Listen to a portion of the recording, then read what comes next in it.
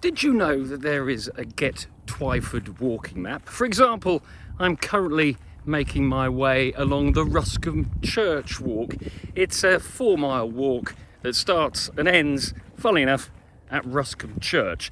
Now, the map was produced by Twyford Together, and Twyford Together are the subject of today's episode. Twyford Together is the driving force behind many of Twyford's best loved events and projects. And this year it celebrates an incredible milestone. It's been 25 years since it first started bringing people, businesses and community groups together to make the village a better place to live, work and visit. In this episode of the RG10 Podcast, I'm joined by one of the organisation's founders, Peck, along with its current chairman, Rob Yeadon. We look back at the origins of Twyford Together and hear the stories behind some of its biggest successes. Kathy and Rob, thanks for joining me on the RG10 Podcast. Hello, thanks for inviting me. Hello, thanks. Good to see you.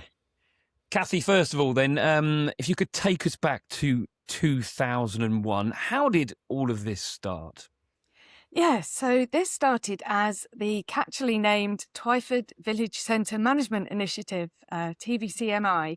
A group of sort of local groups and organisations got together to manage the opportunities and perceived threats from the arrival of Waitrose in the village.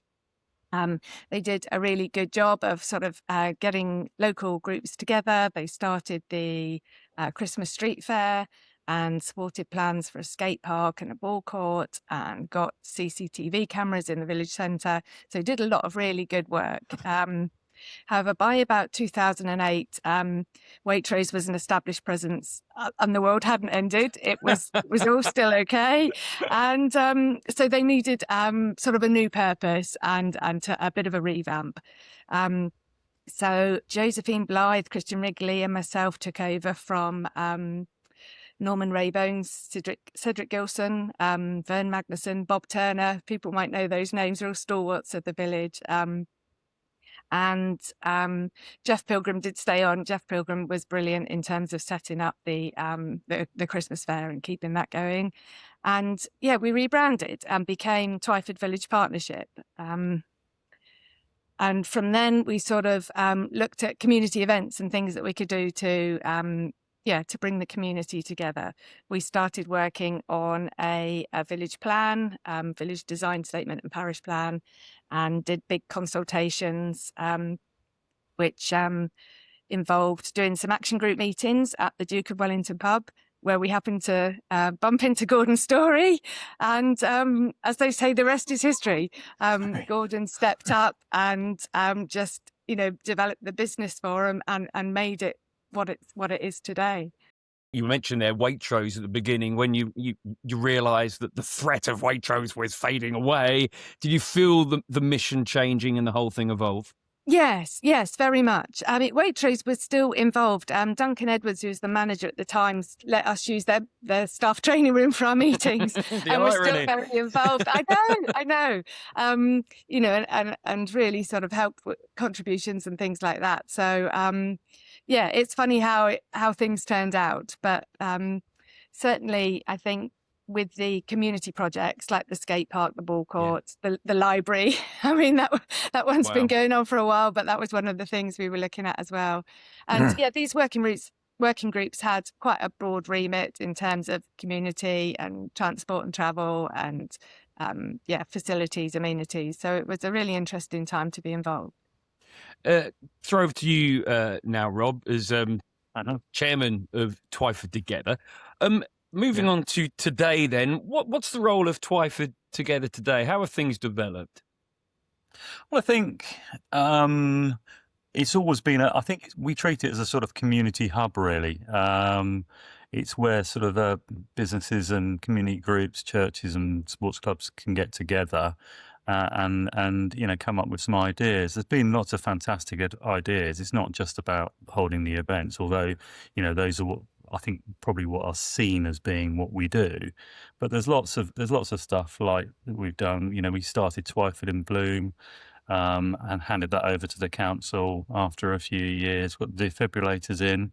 and again handed responsibility over to the council. So there were some great ideas that came about, and we still do come up with sort of ideas which we try and develop. I mean, I think Gordon had a great adage really, which was we'll try anything.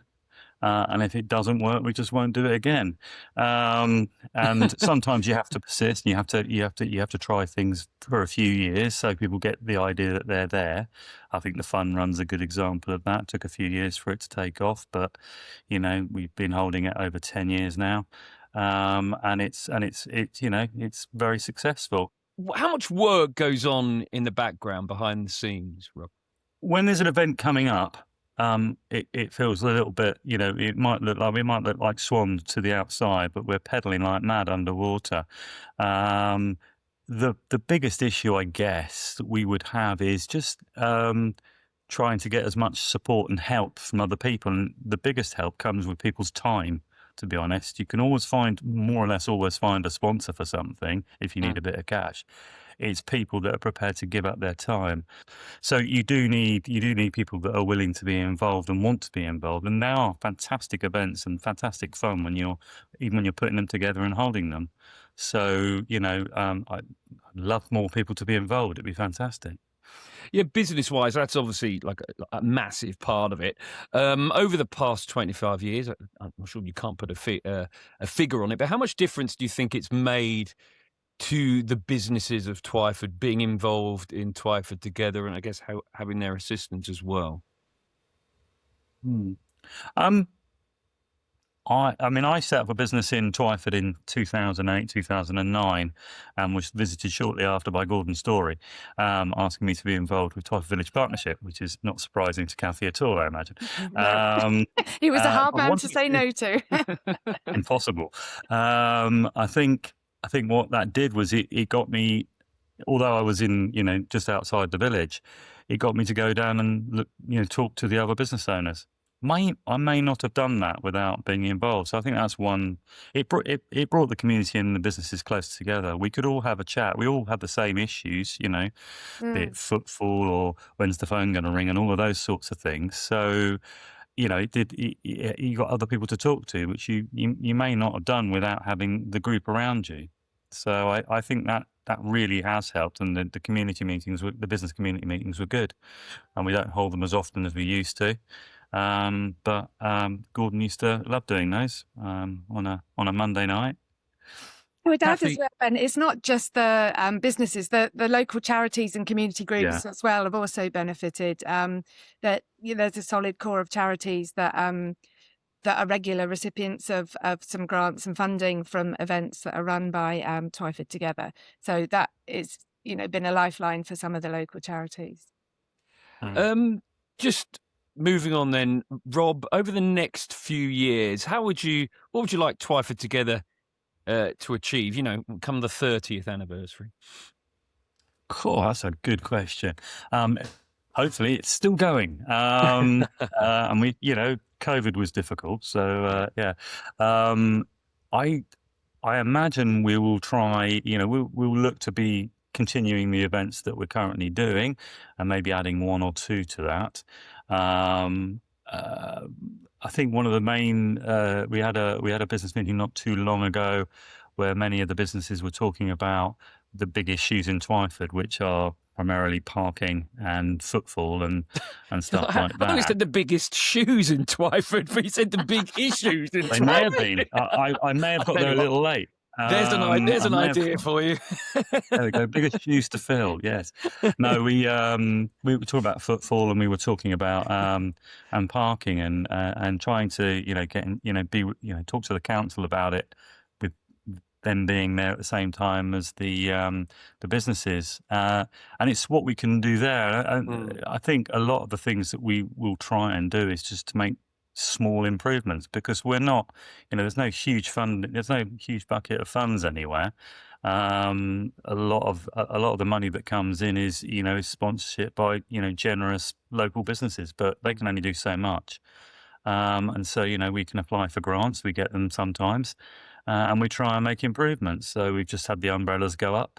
in what is known as Umbrella Alley. That will be finished by the end of this week. We want to try and improve some of the lighting between the Tesco, or the Tesco tunnel, and we're going to upgrade the artwork again because we're going to ask the kids at the schools to do some more artwork. So that's going to be good. So it's small improvements that make things look a little bit nicer. And try and get some better signage in the village. Those are the sorts of things we're working on. So it doesn't sound epic in its, doesn't sound too epic, I know, but those are the things that, make a village. Absolutely make a big, big difference. Now, to bring this to a close, you've mentioned Gordon Storey a few times now. I think it's really fitting that we pay tribute to him here to give, people who might not know who Gordon is, let people really know the difference he made to the community. And I'd like you to do this if you can, Kathy, because you were with Twyford Together, or what it was called, way back in 2001. So for those people who don't know, who was Gordon? What was he like? And what kind of impact did he have on Twyford? He was one of these larger-than-life people. He'd had an official position, and Rob, you're going to have to help me out here. Was he? Mars. He did work in Mars, and his business skills were valuable. But his networking was from, Deputy Lord Lieutenant? He was Deputy, yes, yeah. Sorry. Is that the right phrase? Yes, I can't remember. But it was sort of an official, royal representative or something of Berkshire. Yeah. And so he knew everyone and knew how these things worked. And I think that was really his strong point, his magic weapon, that he could just go up and talk to anybody, and he knew someone who knew somebody, and then suddenly he brought people together, and people were sort of like, what's just happened? How have I volunteered to do this? How am I involved with this? But it worked, and greatly missed, because he was a really just one of those people that, as I said, you can't say no to, but he did it all with the very best of intentions, and a great love for Twyford, really. And Rob, anything you'd like to add to that? I think I can echo all those comments, but he was just a very good wrangler. He wrangled people into doing stuff, and like you say, people just couldn't. You didn't say no. You just. So Rob, you'll do that, won't you? Yeah, I guess I will. And you had to do it. So yeah, and sadly taken way too soon, I'm afraid. But we toasted him yesterday at the football, so he'd have loved that. So that was great.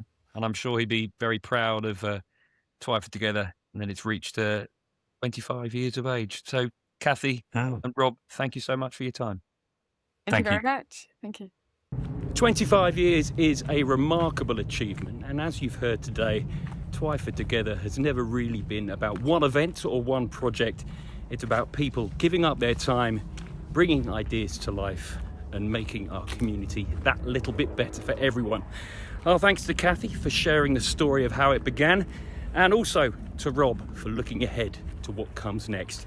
If you'd like to find out more about Twyford Together, get involved, volunteer, or support one of their events, you'll find the information in the show notes. In the meantime, thanks for listening or watching. Remember to rate and review the RG10 podcast, and goodbye.